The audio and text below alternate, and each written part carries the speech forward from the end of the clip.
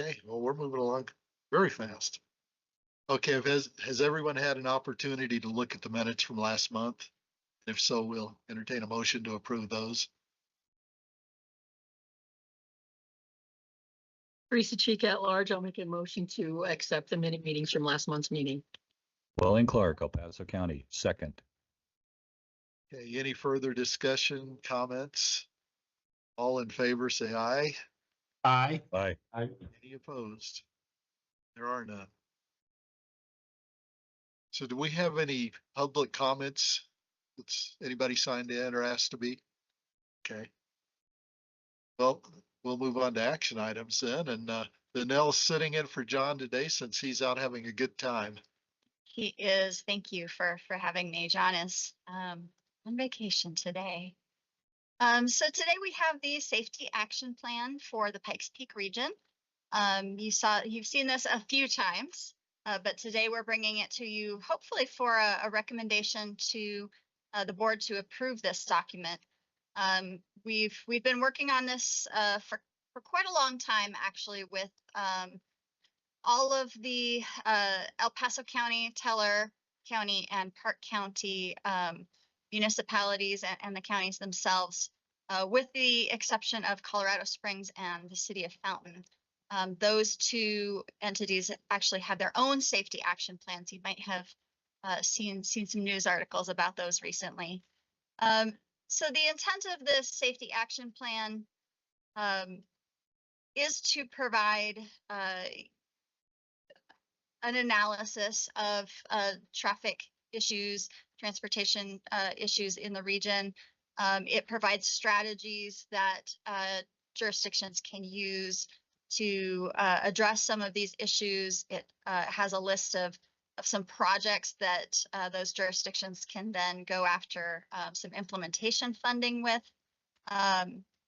And that's really one of the primary goals of this safety action plan, was to give the jurisdiction something that they could then take into this Safe Streets and Roads for All program to get implementation funding. And we've heard that window for those applications is actually going to open in the next few weeks. So we're really hopeful that we can get this passed and get everybody in a good spot to go after some funding.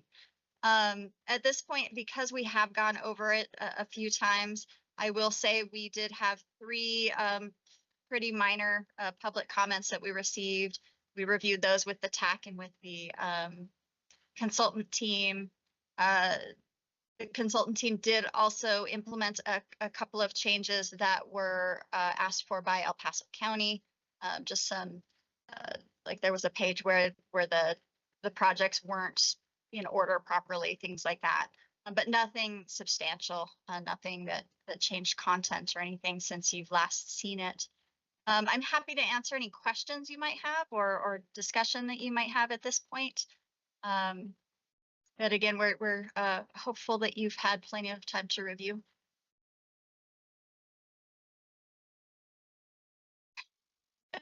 It is a long document. Does anyone online have any questions, comments? Willing. Welling Clark, El Paso County. Don't look at me like that, Ed. Okay. One, I would like to make a statement that this is reviewing the document. It's very well put together, very complete, concise, and it's a well done report. 2 things, I don't know if it's even possible, but when I'm looking at the numbers of accidents, and I broached this to staff earlier today, is there a way to possibly look at accidents per capita or accidents per trip so we can look at trend analysis and see if we are making any difference? I bounced that information, and PPACG gets a lot of its information from other entities that generally don't track that, unfortunately, from what I understand.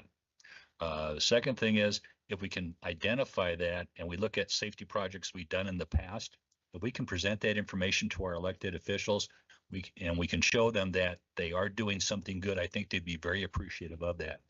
But overall, really no questions, and it's a well done report. Thank you. Danelle, I got a question. Do the reports run about 2 years behind from actually seeing it today? Um, so for data, it depends on the source. So we can get numbers, like pure numbers from CDOT or even from local sources that are much quicker. CDOT actually has a dashboard on the number of crashes, and we can filter that down to our particular counties that we deal with. However, the data that we do that we use for actual mapping is, yeah, it's about a year, sometimes a year and a half behind, just so that they can scrub out in order to give it to us for the geolocation. They have to pull out any kind of potential identification factors in that data. So we do get it a little bit behind. I think right now we are processing I think we just finished processing the 2024 crashes, for instance, Okay. for mapping purposes. Yeah, the reason I was bringing that up, in our minds, we see what's happening today, but the reality is quite a bit behind us. So that's, Mhm. I just want to make sure we were clear on that. Yeah, but in pure numbers of, if we just want to know how many crashes there are, we do have that access to those numbers. It might be a little behind because we know that not everything is reported right away, but Okay. Any other questions? Anyone online? We hate to let Danelle go so quick. Okay, well, at this time, we'll entertain a motion to move this forward to the board for their approval. Okay, Welling, Clark, El Paso County, motion to approve as submitted. second. Chuck Theobald, City of Colorado Springs, I second. Okay, Chuck seconded. Any additional comments, questions? Okay, all in favor, say aye. Aye. Aye. Any opposed? And that one's passed through. Danelle, you're up with the information item. I am. Thank you. This is another one that we talked a little bit about last month. So you may remember, just trying to scroll through my document here to get to the right page.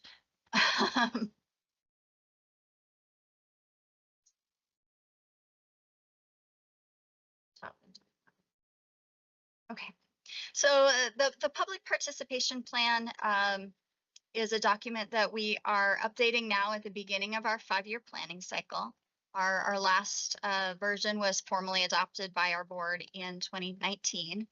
We do have a little bit of a living document that's just internal to our servers, but now that we're starting our new planning cycle, we really wanted to bring a new document through the committees, put it out for public comment, and get that board adoption.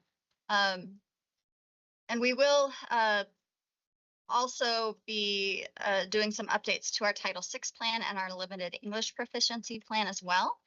Those were last adopted in 2023, but we'll need to make some adjustments just to make sure the data is accurate, and also to make some changes related to the change in federal administration, the changes that have happened at the states, just some wording changes and those kinds of things. In your packet today is the draft of the actual public participation plan. We wanted to make sure everybody had plenty of time to kind of review it and give us any feedback that you might have to kind of help you identify what you might be looking at. The public participation plan has some areas that are highlighted. Those are areas where there was wording changes or actual content that is different. In addition to that, because we know you all are very busy, our TAC is very busy, our board is very busy, we also put together kind of a summary of changes, just so you guys are aware of what we really did in these documents. So the primary changes to the public participation plan really have to do with some minor updates to different tactics, different engagement tools that we use that were perhaps defined a little bit differently 5 and 6 years ago. any kind of feedback that we got from members. So for instance, one of our TAC members said, hey, you know, when you're looking at open houses, or when you're looking at the rat pack for next time, maybe incorporate more hands-on activities. Or, you know, when we're looking at open houses, maybe combine your open house with some other entity's event that's already going on. So some of those kinds of feedback that we've received, we've integrated into this document. We've also done kind of an analysis of some of the tactics that maybe didn't work so well, or maybe worked really well. And so we came up with a new kind of list of the tactics are more or less the same, but the actual outcomes that we want to get are a little bit different. So for instance, our last public participation plan called out a metric of how much traffic does our PPACG website get? And that's a good number that we could look at, but it's not necessarily the number of clicks that we get doesn't necessarily mean that we're getting good engagement with folks. So we really want to be mindful of not just metrics for the sake of metrics, but for actually trying to get you know, some good end results. So I think that's kind of as you look through the document, that's kind of where we made those changes and the kind of scope that we came from. We did also include in that summary of changes just the scope of change for the Title VI plan and the limited English proficiency plan. Those two documents are not in your packet, but we anticipate sending those out via shared link in the next couple of weeks. Primarily, as I mentioned, those changes are wording due to you know, administrative changes or changes in demographic information just based on new census data or American Community Survey data. I will say that when we looked at the old data versus the new data, there aren't really any surprises in terms of there aren't you know, considerable changes in how those communities look, or you know, any new areas that we weren't focused on before. So it's really more of an administrative type of an update. And at this point, I think that's really all I have for you today. We will anticipate bringing the public participation plan back next month to hopefully get that released for public comment. And in the meantime, if you have any questions today, or if you have any questions between now and next CAC, I'd be more than happy to chat with you or take any feedback you might have.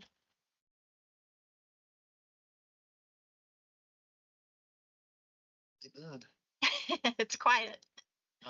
We'll see anybody online, and wake up, Willing. I am awake. Okay. Okay.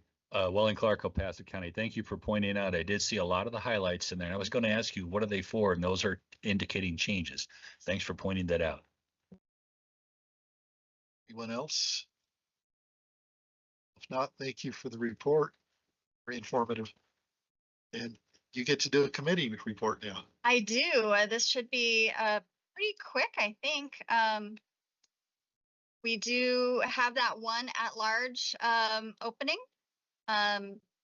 Jared very kindly posted that on our website for us, so that is out and open for folks to apply to. I think we've had one online so far, and we did have one individual who actually came to the office and got a hard copy form.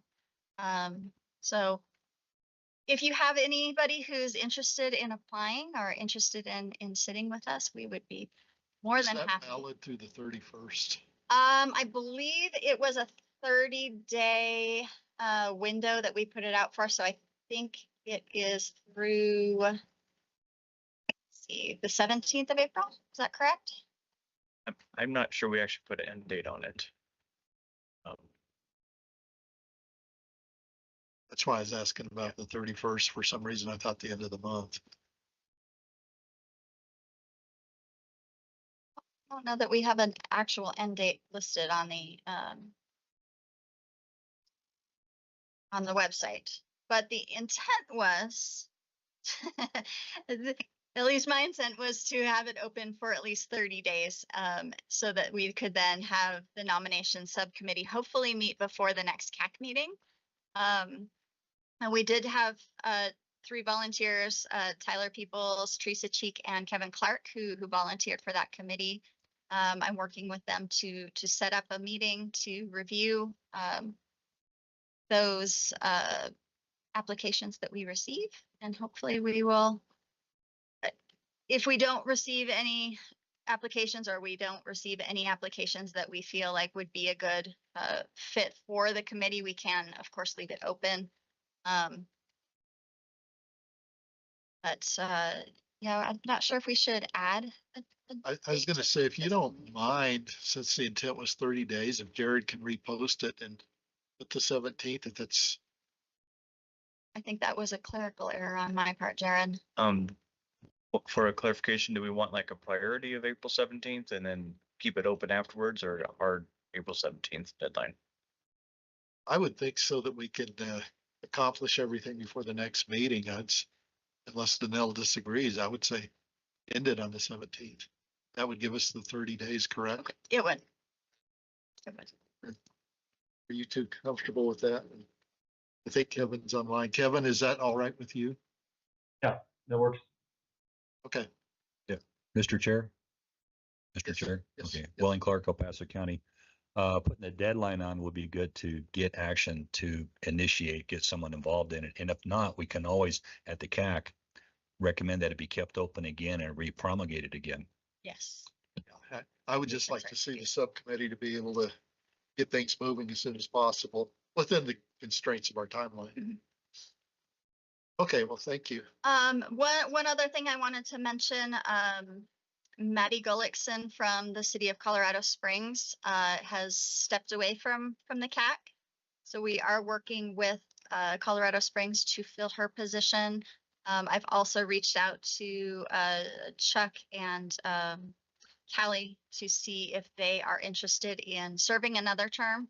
I believe both their terms end in May. So just so that in case one of them says no, or in case the city says we don't want, to renew someone, that they only have to do one kind of application period.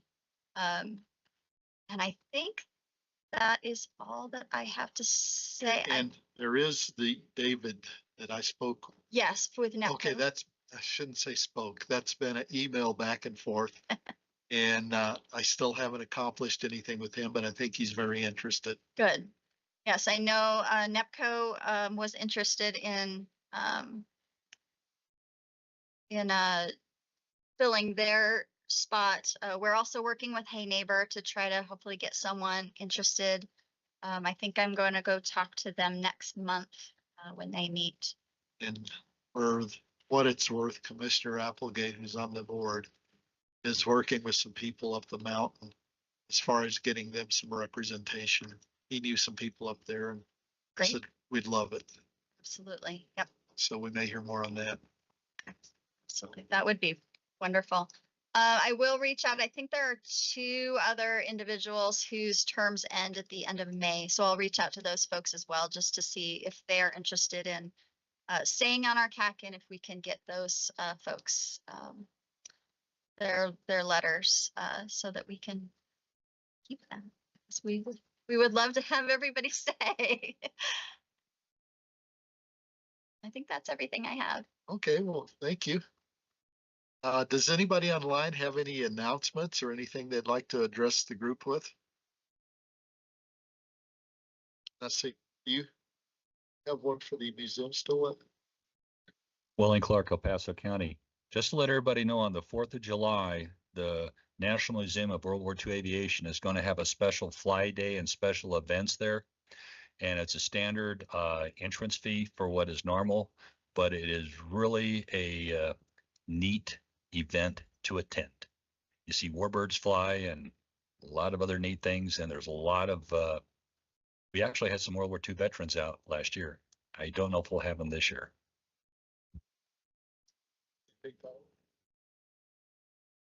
Everything going great at the mission? Okay. Teresa, you have it? Okay. I do have one more thing to Okay. share.